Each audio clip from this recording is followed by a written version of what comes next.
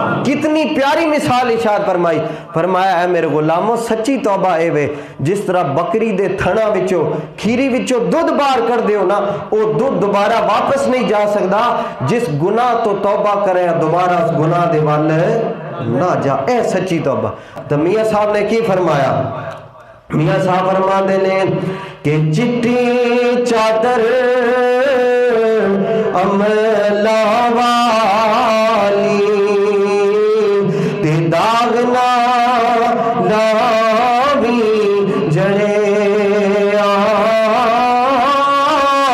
حشر دہاڑے پھر نہ آکھی ہائے ربا کی بڑے کتنی پیاری مثال ارشاد فرمائی، فرمایا ہے میرے غلاموں سچی توبہ اے وے